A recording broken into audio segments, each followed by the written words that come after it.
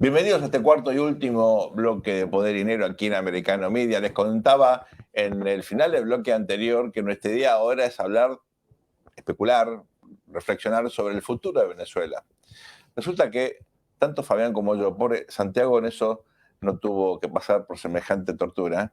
Durante nuestros años mozos de estudiantes, ciertamente Fabián es bastante más joven que yo, tuvimos que leer... Yo también soy bastante más joven que vos. Tuvimos que leer, corrígeme Fabián, 40 libros y artículos sobre transición a la democracia. Absoluto. Ya sé por qué. Guillermo Donner, Seworky, Liebhardt, Schmitter, Whitehead. Y eso les produjo un daño irreparable. Irreparable. Y de hecho, muchas de las cosas que pensábamos, escribíamos en esa época, claro, teníamos poca lectura, así que reconocerlo, estaban influidas por esos textos, que eran casi Biblias, eran textos consagrados, ¿no? Y muy optimistas. Exactamente.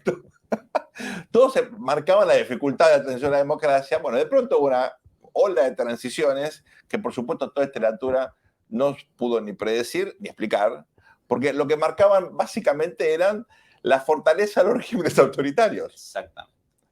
Y, bueno, ¿por qué no iba a avanzar la democracia? Claro, todas las dificultades que ustedes se pueden imaginar para que haya democracia. De pronto, a partir de la caída del muro de Berlín, que colapsó, ustedes se acuerdan, la Unión Soviética, bueno, se abren una cantidad infinita de transiciones y bueno, esa literatura no dio cuenta de por qué no predijo nada, sino que empezó a estudiar más empíricamente el proceso de democratización, la dificultad de gobernabilidad.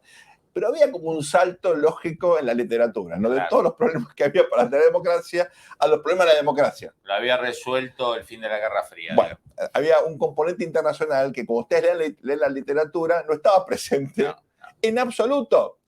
Tanto traían algún internacionalista que decía alguna cosa. No mucho, porque no sabía. La política comparada del internacionalista no se sabe. Lo que les cuento es absolutamente cierto. Si miento, me corrige Fabián. Bueno, ¿por qué les traigo esto a colación? Porque la gran pregunta aquí es justamente el papel de los actores de las potencias internacionales en la transición en Venezuela. Ustedes saben que hasta ahora todos los esfuerzos en generar un sistema electoral más o menos transparente, ¿cómo han terminado? En un fracaso.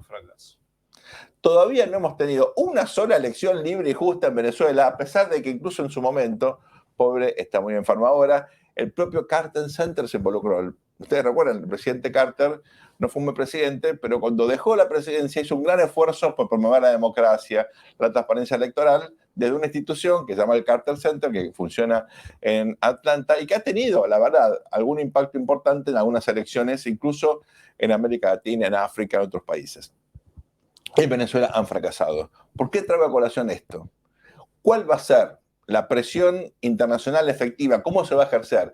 ¿Quién la va a ejercer para que Venezuela pueda tener un sistema electoral mínimamente lógico, que con los problemas que tienen todos los sistemas electorales en el mundo, y conocemos que eso no es sencillo, pueda de alguna manera permitirle a la sociedad venezolana elegir autoridades legítimas? Y que no descarrile pronto, después. Bueno, claro, que tengan sustentabilidad, que sea un proceso democrático con bases medianamente sólidas. Ahí, Sergio, hay un problema fundamental, que es cuál es la lógica y cuál es el pensamiento del país colonizador de Venezuela.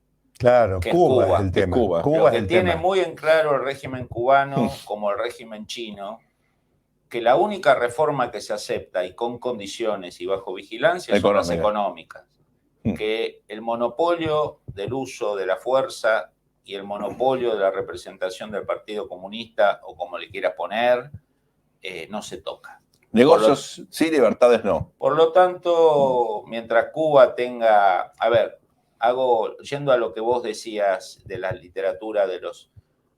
Retrospectivamente, entre el 89 y el 2001, ¿no había una oportunidad para que Estados Unidos apretara el acelerador de las reformas en Cuba? Sí, claro. En ese momento unipolar. Después del 2001, en vez que tratar de democratizar Irak, tratar de democratizar Libia, tratar de democratizar Irán, sociedades todavía teocráticas, sociedades donde mucha gente cree que hay personas que hablan con Dios y esas personas están condiciones de dirigir la política. En otras palabras, queriéndoles ¿Por meter qué no libertades? democratizás Nicaragua? ¿Por qué no democratizás Venezuela? Digo, Estados Unidos también se tiene que hacer una visión retrospectiva. En el año 2002 decide democratizar el Medio Oriente y en el año 2002 se pierde la democracia en Venezuela. Digo, y Argentina entró... patio trasero, país petrolero.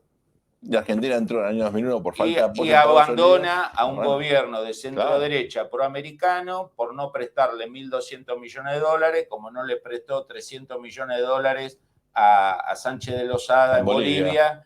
Bueno, entonces digo, hay que hacer un análisis. En esa época la justificación era, somos un actor unipolar, nos sobra poder, no nos preocupan los regímenes retóricamente contestatarios. Bueno, estos regímenes retóricamente contestatarios que crecieron, que se consolidaron, reciben a Lavrov, reciben a Xi Jinping, reciben a los iraníes, proponen instalación de bases. Hacen negocio con el narcotráfico. Hacen negocio con el... Por eso, digo, toda esta idea de la omnipotencia de la era unipolar se desgastó en zonas donde se fracasó. Irak hoy lo controla Irán, Afganistán están los talibanes, y Centroamérica, antes había una sola mancha de autoritarismo y violación a los derechos humanos que era Cuba, y ahora es una especie de mancha de tinta que se extiende. Parece un collar. Parece un collar. Bueno, estoy encantado de escucharte hacer esa elocución. Estoy con la boca abierta, Fabián.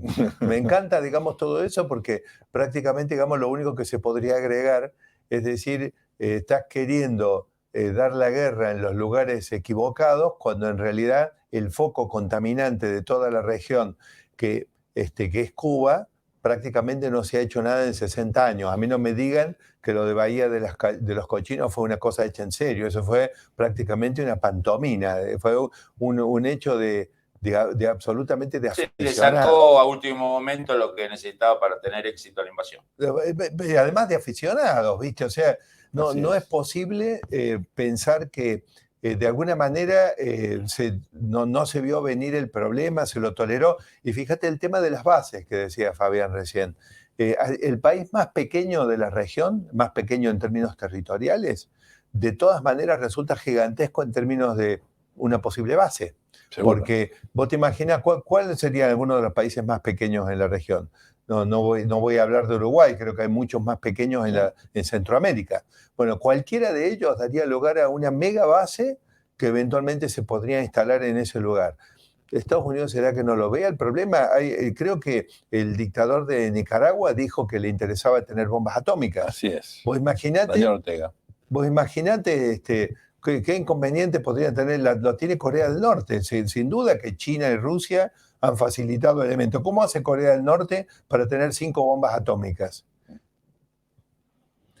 Bueno, estos son los dilemas que tenemos hoy en la región. Hoy focalizamos en el caso de Venezuela porque me parece es el que sintetiza mucho de las cuestiones que conforman la agenda política, económica, de seguridad de América Latina. Y si me permitís, Sergio, solamente, aunque nos queda poquísimo tiempo, el caso de Venezuela es gravísimo, yo creo que el de Argentina viene detrás, pero estamos hablando en el caso de Venezuela de un país orgulloso, con el legado de Simón Bolívar, que fue un hombre importantísimo, liberador de la mitad de Sudamérica. Es un país con gran potencia, con gran población, con una economía potencialmente muy poderosa. Si han sido capaces de colonizar y destruir Venezuela, yo creo que la amenaza es seria. No solamente riqueza petrolera, también minera, recordémoslo. Venezuela tiene una riqueza significativa también en capital humano. Lamentablemente más de 7 millones de venezolanos tuvieron que abandonar su país, pero creo que ese capital humano es el fruto de, efectivamente, un sistema educativo que hizo la diferencia. Esa deriva, esa tragedia de Venezuela, la verdad que uno la puede ver en otros países de la región y es por eso que es necesaria una reflexión distinta, con otros valores, con otros objetivos, por parte de los Estados Unidos en particular y en general de la comunidad a la cual nos interesa América Latina, porque esto no es un caso ni aislado ni menor, es muy significativo y muy preocupante. Se nos acabó el tiempo, ha sido todo por hoy. Muchas gracias por acompañarnos, Fabián, Santiago, nos vemos muy pronto. Nos vemos si Dios quiere. Saludos a todos. Muchas gracias. Los esperamos aquí en Americano Media. Esto ha sido Poder y Dinero. Vamos a una muy breve pausa, enseguida volvemos con más Poder y Dinero aquí en Americano Media.